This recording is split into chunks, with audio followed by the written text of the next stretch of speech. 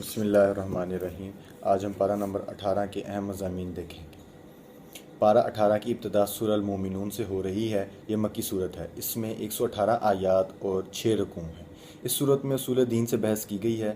صورت کی ابتدا 9 آیات میں مومنین کی ساتھ ایسی صفات ذکر کی گئی ہیں جن کی وجہ سے وہ جنت الفردوس کے مستحق ہوں گے۔ وہ 7 صفات درج ذیل ہیں۔ نمبر 1، سچا ایمان جو کہ ریا اور نفاق سے پاک ہو۔ نمبر 2، نماز میں خشوع یعنی اللہ کے سامنے عاجزی اور خوف کے ساتھ کھڑے ہوں۔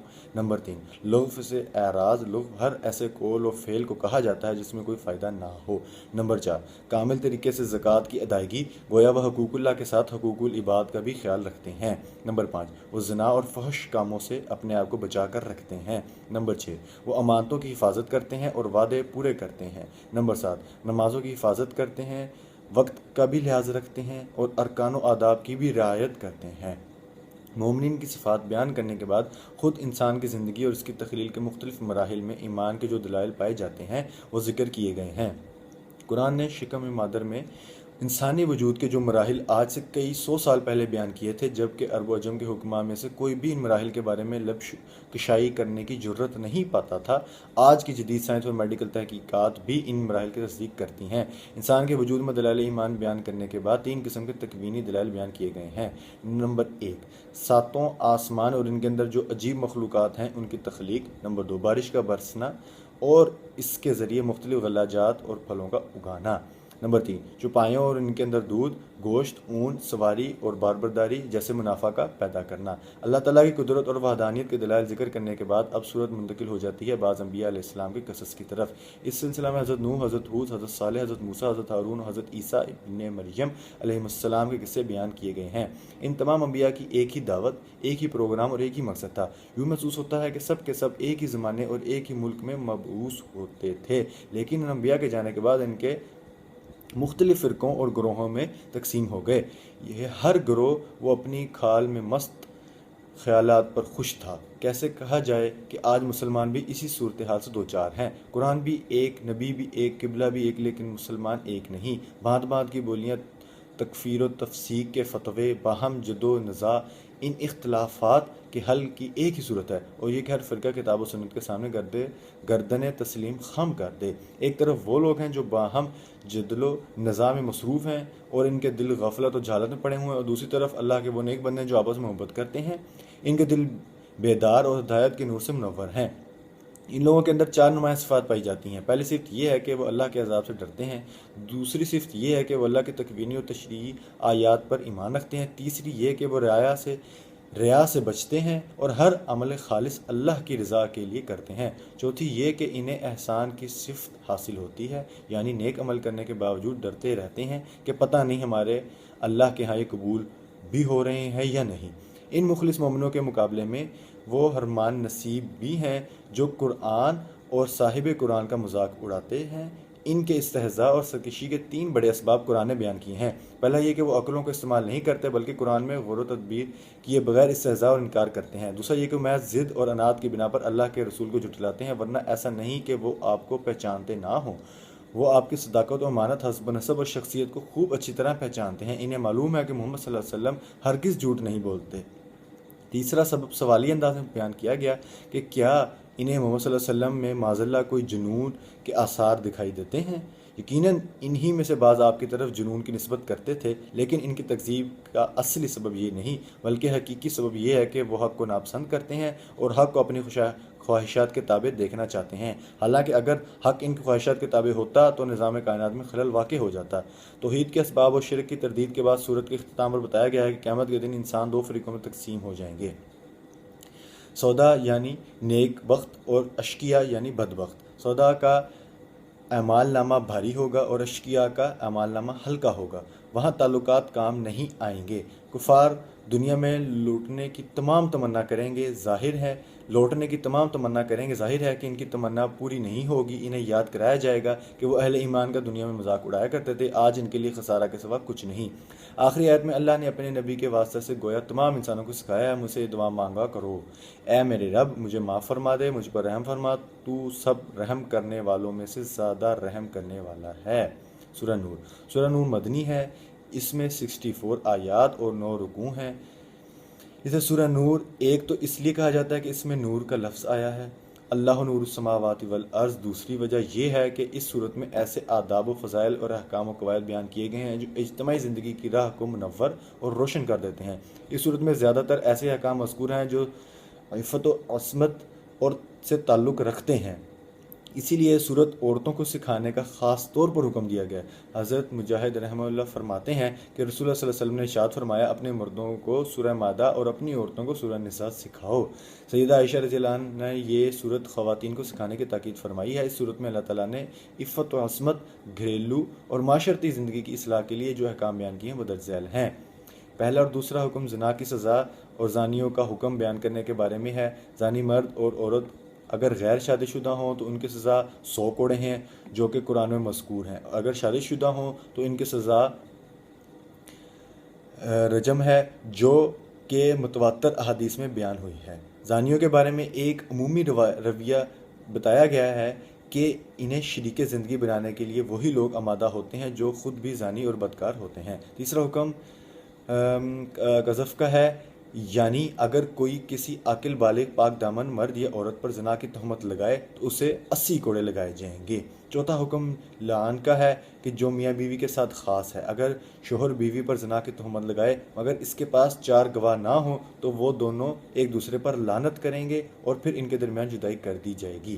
پانچویں حکم کے طور پر قصہ افک بیان کیا گیا ہے۔ افک کا معنی ہے جھوٹ اور بہتان۔ یہ حکم اس وقت نازل ہوا جب سیدہ عائشہ رضی اللہ عنہا پر بعض منافقین اور کمزور ایمان والے مسلمانوں نے بہتان لگایا۔ یہ بہت بڑا بہتان تھا جو بہت بڑی ہستی یعنی رسول اللہ صلی اللہ علیہ وسلم اکرم کی زوجہ مطہرہ اور مسلمانوں کی روحانی ماں پر لگایا گیا تھا۔ اللہ تعالیٰ نے 10 آیات میں اس کا ذکر فرمایا ہے۔ ان آیات میں منافقوں کی مذمت ہے، مسلمانوں کو تنبیہ ہے کہ آئندہ کبھی اس قسم کے بہتان تراشی میں حصہ دار نہ بنے، اور حرم نبوت کی عفت و عصمت کا اعلان فرمایا گیا۔ تاریخ انسان میں ایسا پہلی بار ہوا کہ کسی شخصیت کی پاک دامنی کا اعلان بذریعہ وحی کیا گیا۔ اسے حضرت عائشہ رضی اللہ عنہا کی خصوصیت میں شمار کیا جاتا ہے۔ چھٹا حکم گھر میں داخل ہونے کی اجازت اور آداب کے بارے میں ہے۔ فرمایا گیا کہ کسی کے گھر میں بلا اجازت داخل نہ ہوا کرو۔ مستحب یہ ہے کہ اجازت سے قبل سلام کر لیا جائے۔ ساتواں حکم ایمان والے مردوں اور ایمان والی عورتوں کو یہ دیا گیا کہ وہ اپنی نظریں جھکا کر رکھیں، اپنی شرمگاہوں کی حفاظت کریں۔ عورتوں کو اپنے شوہروں، اپنے والد، سسر، حقیقی بیٹوں، شوہر کے بیٹوں، بھائیوں، بھتیجوں، بھانجوں، عورتوں، لونڈیوں، ان طفیلی مردوں جو عورتوں کی طرف توجہ نہ رکھتے ہوں، اس طرح ان بچوں کے سامنے جو خواتین کے پردے کی باتوں سے واقف نہ ہوں، اپنی زینت ظاہر کرنے کی اجازت دی گئی ہے۔ ان کے علاوہ کسی کے سامنے اپنی زینت ظاہر کرنے کی اجازت نہیں۔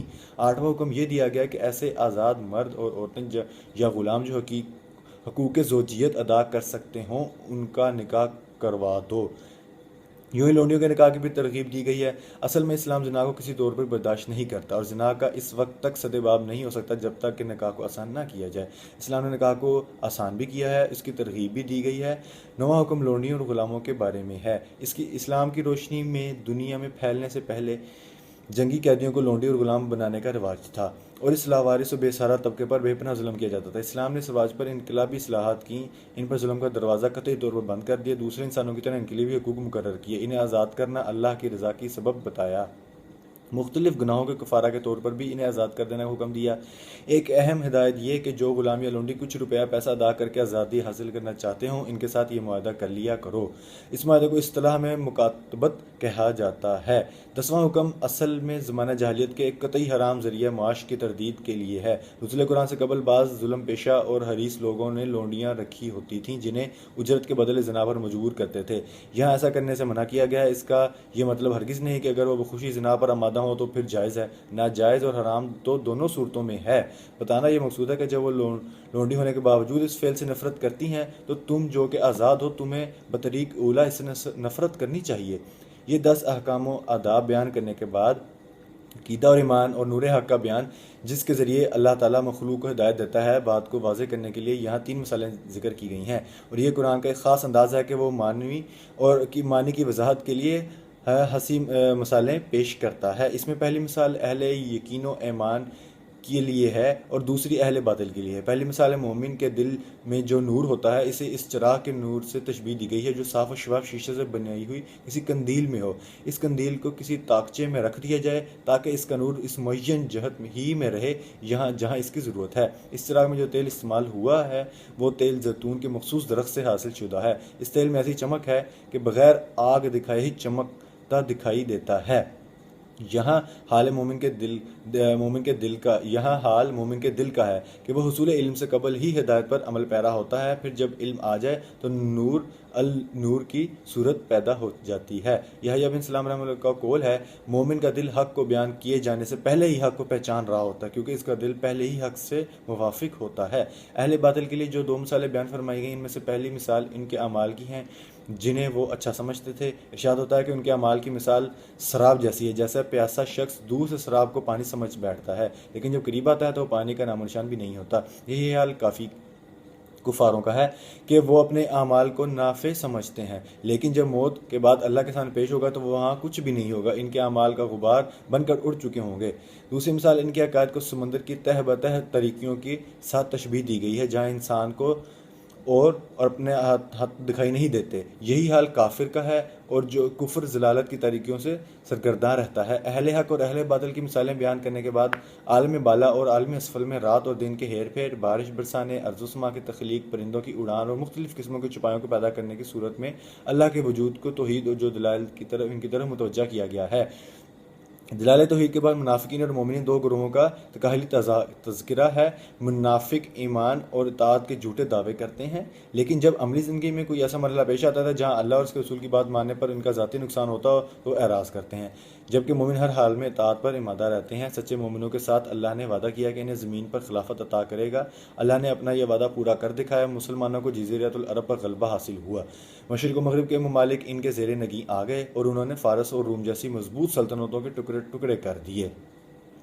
توحید کے دلائل منافقوں اور مومنوں کے تقابل وعدہ خلافت کے بعد اجتماعی اور معاشرتی زندگی کے تین مزید احکام بیان کیے گئے ہیں۔ پہلا حکم چھوٹے بچوں اور گھر میں رہنے والے غلاموں اور لونڈوں کے بارے میں بتایا ہے کہ وہ نماز فجر سے پہلے، دوپہر کے قیلولہ کے وقت اور نماز عشاء کے بعد اگر تمہارے خلوت والے کمرے میں داخل ہوں تو اجازت لے کر داخل ہوں، کیونکہ ان تینوں اوقات میں عام طور پر عمومی استعمال کا لباس اتار کر نیند کا لباس پہن لیا جاتا ہے۔ دوسرا حکم یہ ہے کہ بچے جب بالغ ہو جائیں تو دوسرے بالغ افراد کی طرح ان پر بھی لازم ہے کہ وہ جب بھی گھر میں آئیں تو اجازت لے کر آئیں یا کسی بھی طریقے سے اپنی آمدگی اطلاع دے کر آئیں، مثال کے طور پر کھانسی کر کے یا جوتی کی آہٹ پیدا کر کے۔ تیسرا حکم ان عورتوں کے بارے میں ہے جو بہت بوڑھی ہو جائیں اور نکاح کی عمر سے گزر جائیں، وہ اگر پردہ کے ظاہری کپڑے اتار دیں تو ان میں اس پر کوئی حرج نہیں۔ گزشتہ 10 احکام کے ساتھ ملا کر کل 13 احکام و آداب مذکور ہو چکے ہیں۔